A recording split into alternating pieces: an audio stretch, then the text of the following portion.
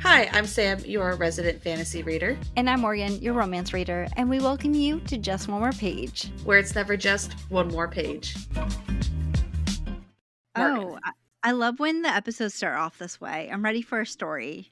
I feel like you manifested chaos into my life. Okay, please explain. By your bathroom story.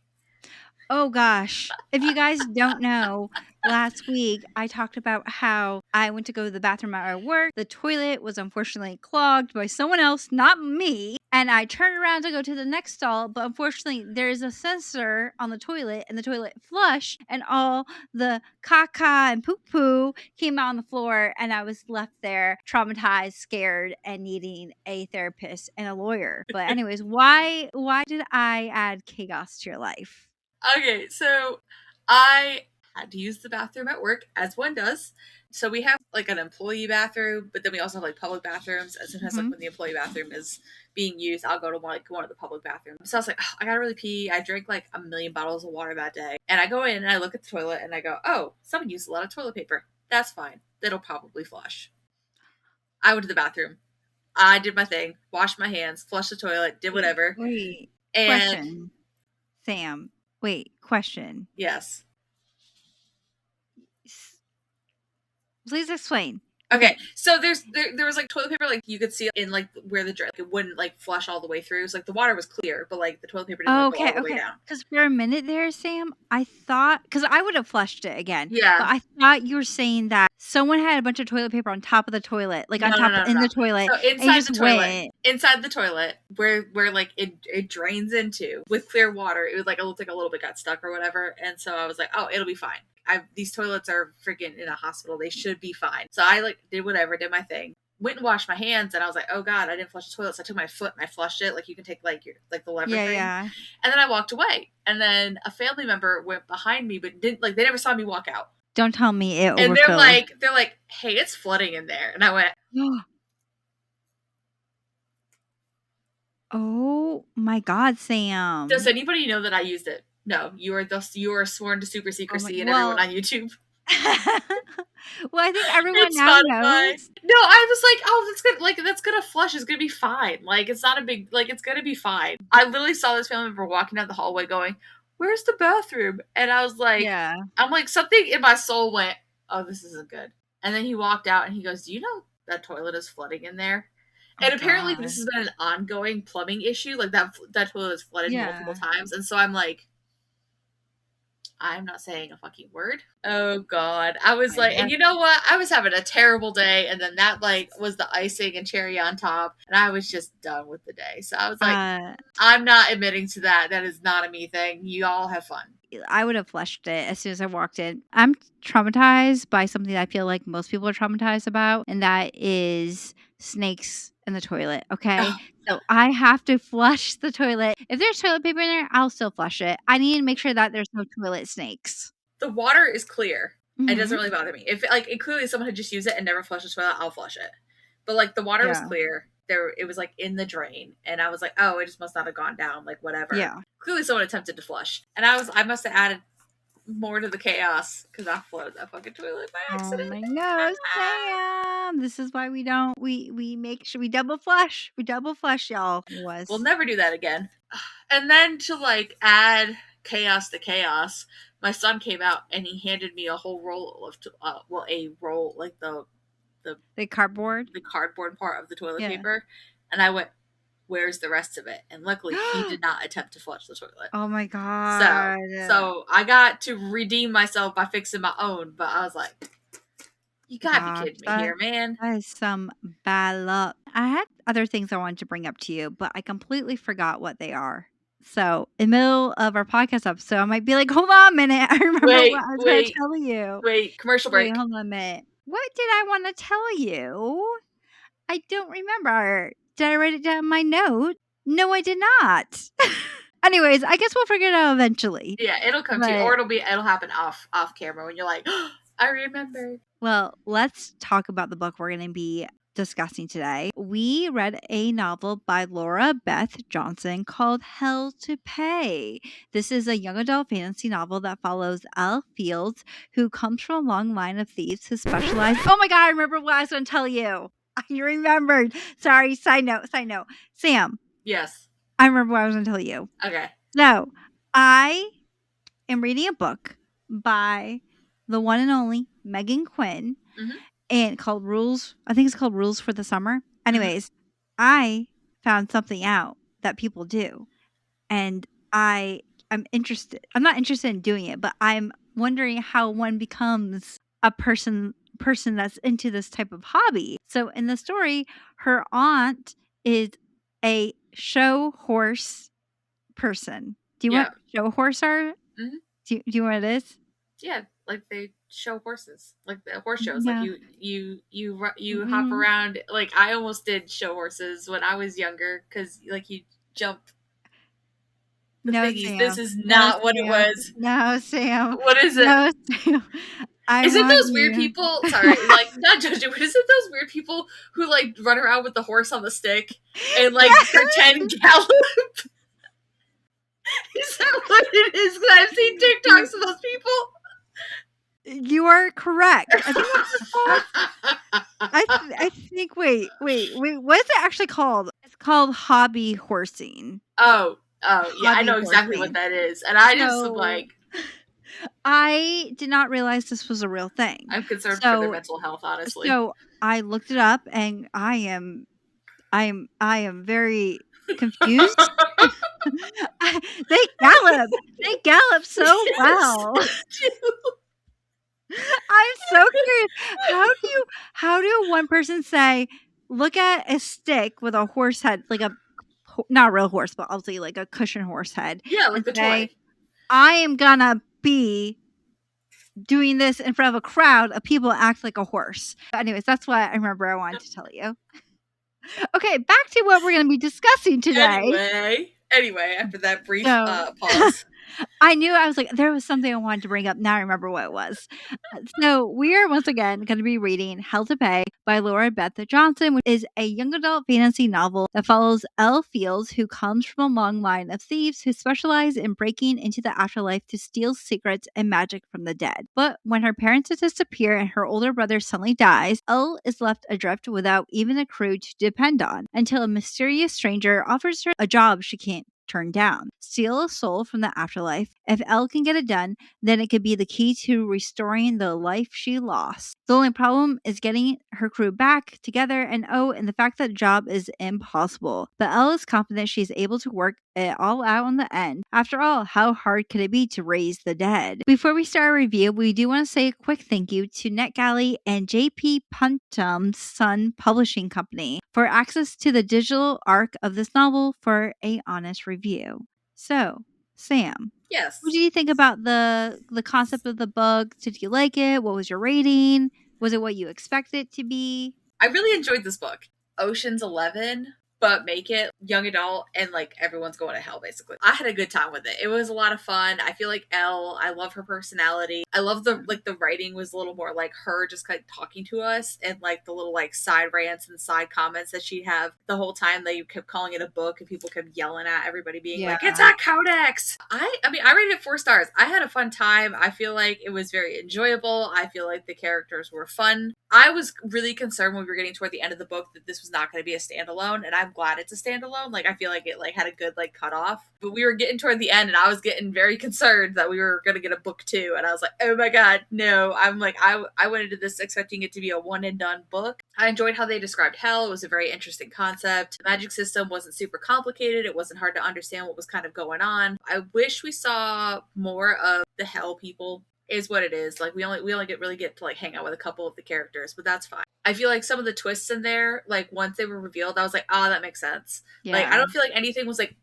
super obvious, but once it was told to you, you're like, oh, I should have caught that a little bit sooner, or that makes sense. But I had a good time with it. It was a lot of fun. 4 stars. I recommend it. I think it's funny you say 4 stars. Meanwhile, I gave it 3 stars. Did you really? Yes, I did. Okay, listen. There were some aspects of this novel that I really enjoyed. I love Elle's quick wit.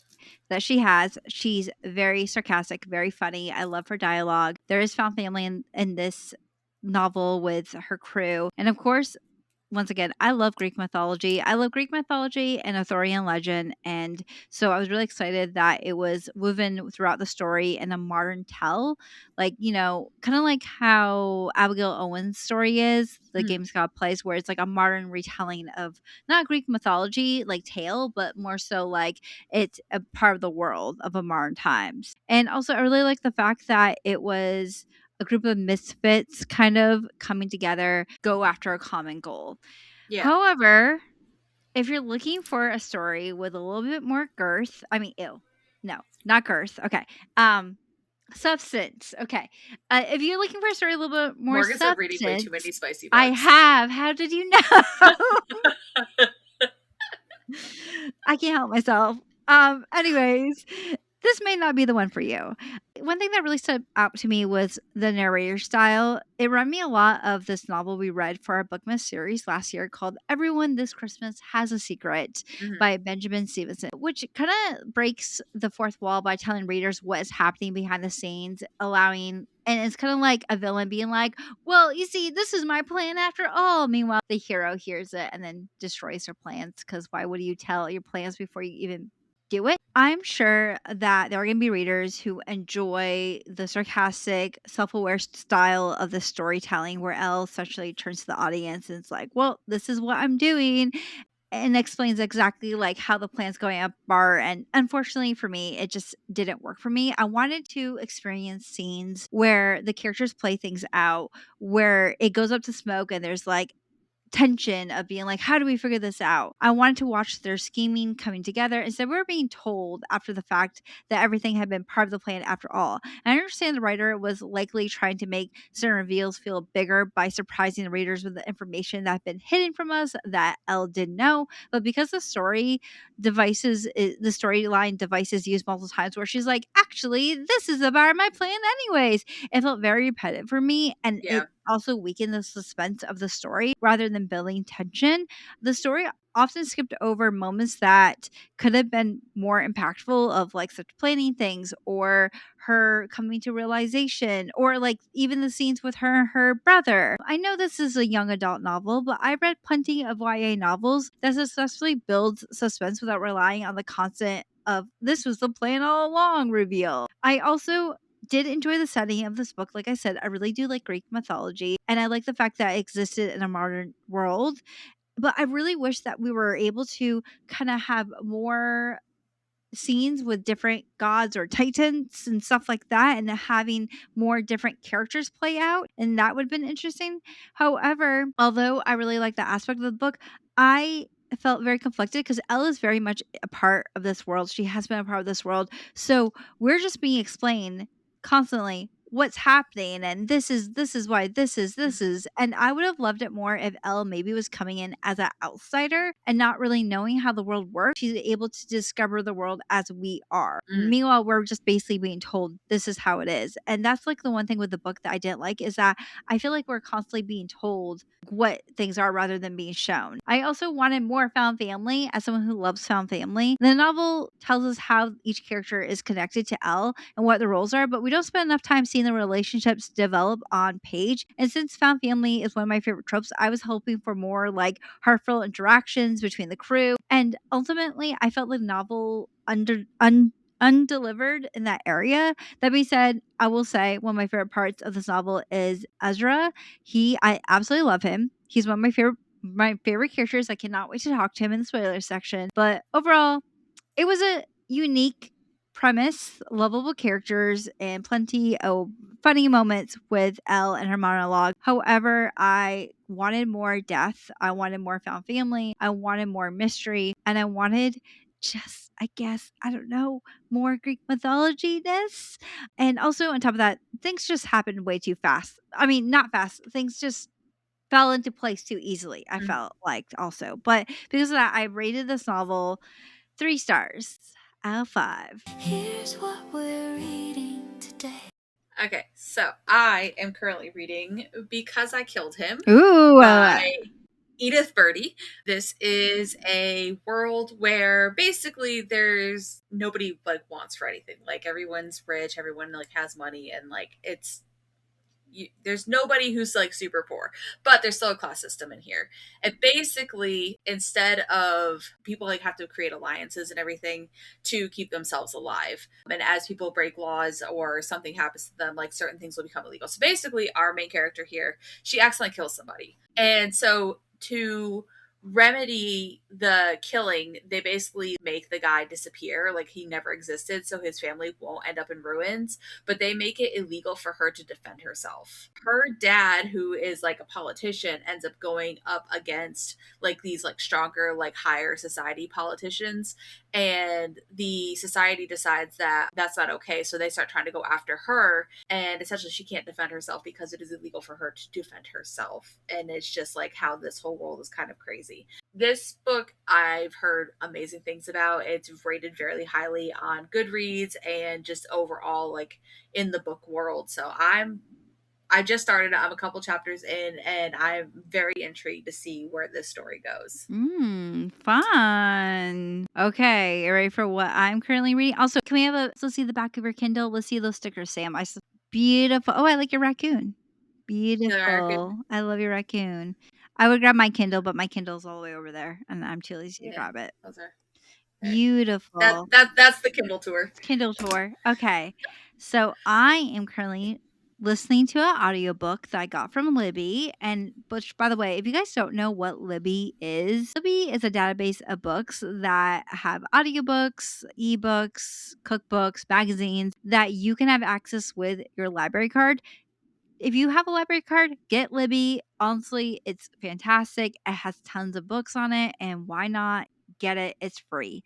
But anyways, I'm listening to a audiobook that is a biography. Is that what it's called? A biography of Tom Felton. Oh, yeah. Doesn't he narrate it too? Yes, he does. He does narrate it. It's called Beyond the Wand, which I never really thought I would read and never really had. I didn't even know he came out with a book, but I saw it and it was like, I was like, oh, why not listen to it? It's only like 6 hours long. So I decided to get it, and it is narrated by Tom, like you said, Tom Felton. And it's funny because he does his younger voice and he's like, but funny because it's him, but he's like voice acting, like I guess what I mean. Himself. His voice acting himself, yes. But I didn't really know a lot about Tom Felton besides like that he was obviously Draco in Harry Potter. And growing up, me and Sam, we were huge fans of Harry Potter. Obviously, we read the books. I was a huge Daniel Radcliffe fan, so I didn't really know anything about Tom Felton. So it was interesting going into this book blind, and oh man, I did not realize that Tom Felton, how he grew up, because he grew up with brothers who all basically picked on him all the time. He loved fishing. I think he said he used to park cars, but he would go out fishing. But on top of that, he talks a lot about how he was actually arrested when he was a teenager for smoking weed, and this is during the Harry Potter filming. So, and I never knew that. And also the fact that he legit did not read Harry Potter before auditioning for the role. And when he was asked, like, excited about to like see from the book to the movie, he was like, oh, I'm excited to see, I guess, Gringotts, thinking it was a monster, not a bank. And he was like, yeah, I'm excited to see it fly around. And they're like, you're excited to see the bank fly around? The book, it talks about his like career before getting into Harry Potter, like him being a childhood, being in commercials, being in the movie The Borrowers. Oh, The Borrowers, yeah. I love The Borrowers. And then eventually getting into Harry Potter. And then he talks about his fame after Harry Potter and his struggles with mental health and his struggles with alcoholism. And he talks about how he went to rehab 3 different times. And the first time he went, he didn't really think he needed it. And he actually escaped rehab, which is crazy. But it's about him like kind of like talking about his life in Harry Potter and afterwards, but not just about Harry Potter. And I know, first off, I know that a lot of people don't want to support J.K. Rowling with Harry Potter, and I 100% understand and get that. And I think that J.K. Rowling, her views about the trans community, the LGBT community is absolutely disgusting. But that doesn't take away from the fact that Harry Potter does hold a special part in my heart, especially as someone who grew up with a birth defect and having scars on my face, and then reading a book about a little boy who also has a scar on his face that goes to a magical school. Those books hold a special part of my heart, and I hate the fact that she wrote them, but in my head, Hermione Granger wrote them, not J.K. Rowling. I really enjoyed his book, and I was really interested in seeing if the rest of the Harry Potter kids came out with their own biographies, but none of them else did. So maybe one day. But it was pretty good. I definitely recommend. He does narrate it, like Sam said, and I had a fun time reading it. So we're going to be heading into our spoiler section for this episode. So if you've yet to read Hell to Pay and you don't want to be spoiled, then check out last week's episode in which we discuss Yes Chef by Grace Riley, a romantic novel that puts an influencer and a chef working together to open up a restaurant. And of course, sparks fly. But if you've already read Hell to Pay or you don't care to be spoiled, then let's go right into the spoiler section. I get what you were saying earlier in your like non-spoiler review, and it's the big reason why I left a star off basically is because half of this book is like no worries on this issue we're having. It just so happens we have a friend who has this skill, yes, or I just happen to know this person, or I just happen like everything was very like convenient. Like she already had the skills or the resources or the like there was no real like when they had to go get the soul, and it was kind of, I mean, I guess they were kind of expecting her to be able to do that. Like obviously she was allowed to continue on to go get essentially the soul of Hades, because that was the ultimate end goal for the con that they were in. But I'm like, this seems really freaking easy for you to be doing. Like you got in here super easy. And why did that person leave when they were about to torture you? And like, but like her friends getting up to her like the last minute and like saving her butt like multiple times, and like just little things that should have like pushed them into a corner and it should have been really hard to get out of really did seem very simple and easily like escaped. 100%. So I get that. Like even at the beginning when like her friends showed up with the hearse or whatever, it was like so random. Yeah, it was super. There's a lot of things that are like very random in this where I'm like, that's odd. But also on top of that, I was like, how did her friend know? And also, like, weren't they all fighting? It doesn't make any sense. I do want to talk about, like, another thing that didn't really make sense to me is the whole thing with Dante. So, throughout the novel, Elle's main objective is to get her brother back from the afterlife. Right. That he died because of her. The problem is that payoff never really happens. When Elle is finally reunited with her brother, there's like no emotional reveal. There's no moment where she sees him first and she runs to him and breaks down or anything like that. She's like, oh yeah, Poppy already got him out and he's a part of my plan. And I'm like, okay, when did the plan happen? What plan? Yeah, or like 3 days before, and it's like, here's us building. I'm like, why did we time like go backwards? Why didn't we just like continue the storyline forward and then get that like background information? Honestly, bringing back her brother is supposed to be like the driving force of Elle and the driving force of the whole story. But the novel does not spend any time focusing on him outside of Elle occasionally reminding us, I want my brother back. I'm looking for my brother. It's almost like he fades to the background. If she didn't keep mentioning him throughout the book, I probably would have forgotten him in the beginning. I would be like, wait, who are we rescuing? What's happening?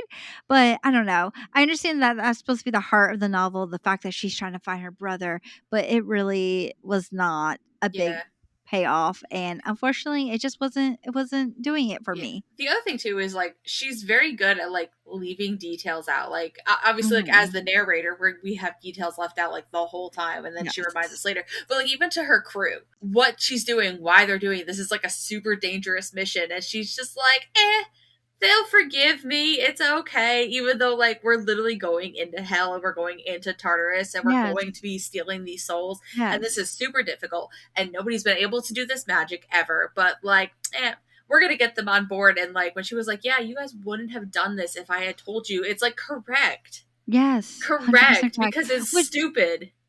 Which another aspect of the book that really kind of got me excited with her crew, because when I found out that this book is marketed as Six of Crows meets Ocean 8. Mhm. And I haven't read Six of Crows. I'll fully admit it. I have the original copy of the book. I need to read it. I know I do, but I will never get rid of that book because I have high hopes I would be obsessed with it. I have watched Shadow Bones on Netflix, and I loved the Crows, or the Six of Crows little gang. Okay, and so that's what I was expecting, and this book just fell flat for me because of the fact that the found family is kind of there. We're told that CJ and Poppy have a close relationship, that they're dating. We're told that Poppy works for CJ's family. We're told that these characters deeply care for each other. But that's the thing. We're told. We're not shown. Yeah. We don't get a lot of like times where they're just joking around, or times where you feel like, oh, they're really close, or inside jokes. And like, I get it. Like, they're supposed to be like, they're having issues where they got into a fight and they're not a crew anymore. But it just, it fell flat for me. And I feel like it's less found family and more we're getting the crew back together. Because like they already know each other. Like every single, minus Ezra. Ezra's the like weird like outlier.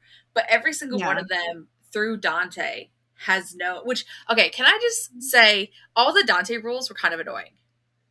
What do you mean, Dante rule number 51 or rule number 52 or rule number 1 or rule number 7 or rule like there's like a million rules. How do you remember half these rules? Or like I feel like it's less found family and more we're getting the crew back together. Like we're going on a heist. Like they've already worked with each other. They already know each other. So I feel like, and I agree with you, the whole like being told was kind of annoying because if I feel like there should have been a little more animosity for like how grumpy they all should have been at each other for like the crew basically falling apart. But B, like there was no like banter, like you said, banter or like anything like establishing that they had a rapport with each other. Like they had known each other. There was no referencing like other missions and other reasons why they were like what they did, other than like CJ and somebody else. Was it Poppy? It was CJ and Tolliver. CJ and Tolliver saved her. And they yelled at her for going on a mission alone. And that was like the only like real thing where like you felt like they kind of know each other. Yeah, right? Which, by the way, with Tolliver, okay, so I wasn't expecting a romance in this novel, but I was confused to why it was Rook, not Tolliver. Which, by the way, what kind of name is Tolliver? I'm just throwing it out there. I don't like. That's a interesting name. But regardless, we are told that Elle and Tolliver has a relationship, or they made out, right? They made out, and she had a crush on him one time, and they crushed on her. So you would think, like in this book, if there's gonna be romance, that Elle is going to reconnect with Tolliver, and they'll have this like, will they, won't they relationship. But Elle falls in love with Rook, which I was not disappointed about because I actually did like them together, and they both carry the same grief of losing someone and wanting to bring them back. Even though we once again later learned that Rook basically was tricking Elle to be a part of Hades' plan to wake her up. More than anything, I just want answers about Rook himself. Like, how did he become who he is? Why is he obsessed with Hades? Which I guess because Hades turned him into demon. I get it. But I wanted to know more about Rook, and did Rook not have any feelings for her, and did he really trick her in the end of it? For how much like Elle knew of things going on, the fact that her instinct said Rook is bad, and then she just went, just kidding, Rook is not bad. Let's make out in this graveyard by his sister's grave. Number one. Like poor timing and situation. And then she was like, we should stop kissing because like we need to dig up your sister's body. I'm like, what is this? Now that I think about it, I'm like, that may not be a good thing to do. That may not be a good thing to do. Did you think that Rook was the bad guy? I had like about halfway through, I had a weird inkling about him. Like something wasn't right. And then when she was like, I got conned, I was like, yeah, because you were too googly-eyed for him, number one. And number two, you were so focused on conning him, you weren't paying attention.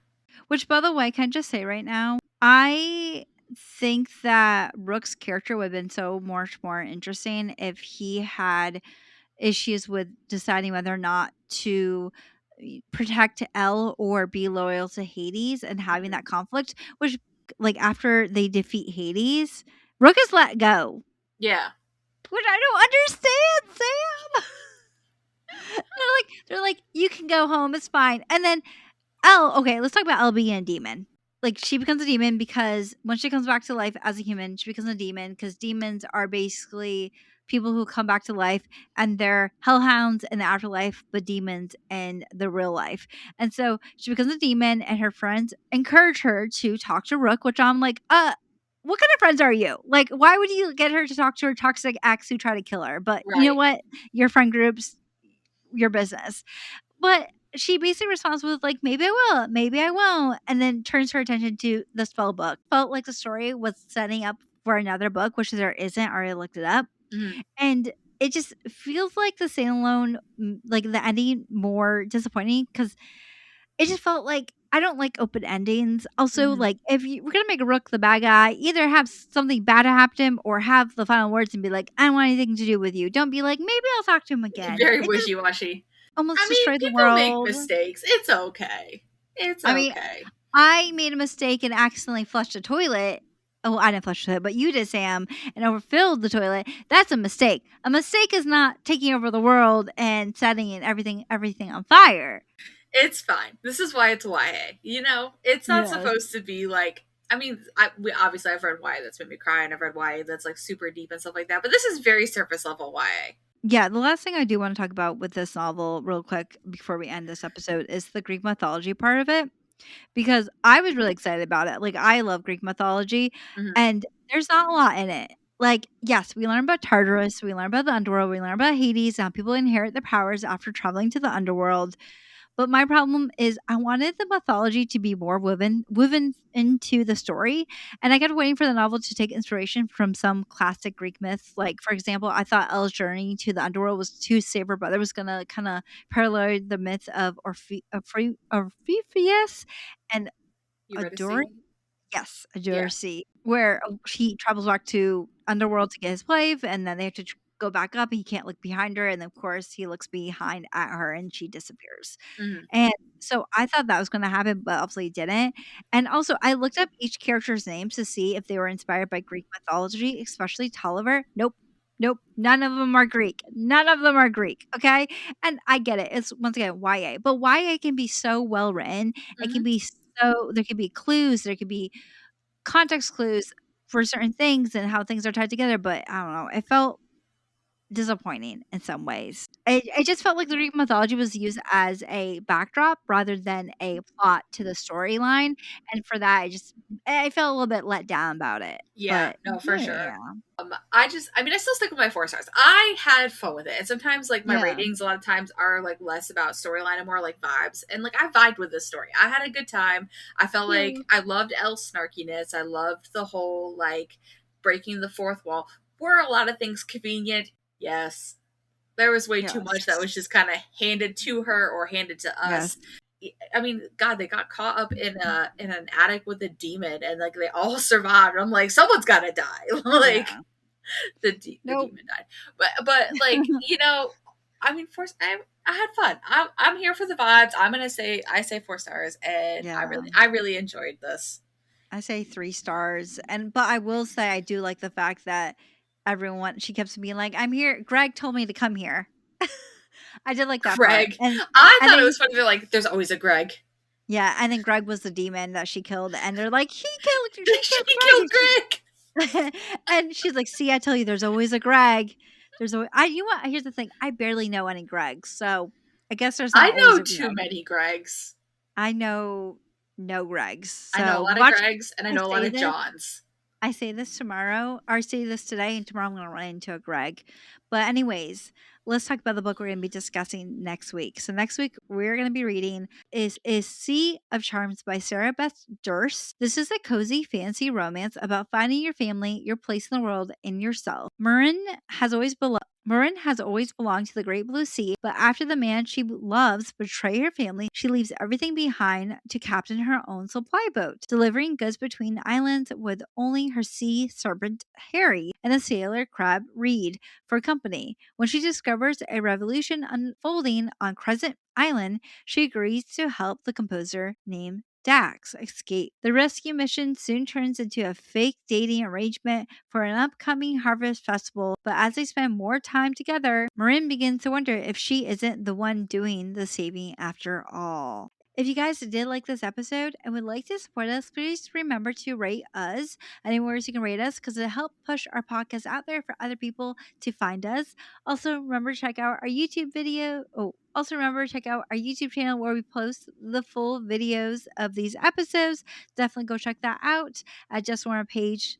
And Sam will tell you about the rest of our socials. So if you think we're absolutely hilarious, which fun fact, my friends, we are, we do have a TikTok. It is Just More Page Podcast. For all the pictures, videos, stories, reels, anything else we decide to post, we do have an Instagram. It is Just More Page Official. So go ahead and check us out on there. Come slide into our DMs. We love talking to you all, and we will talk to you all next Sunday. Okay. Bye, everyone. Bye.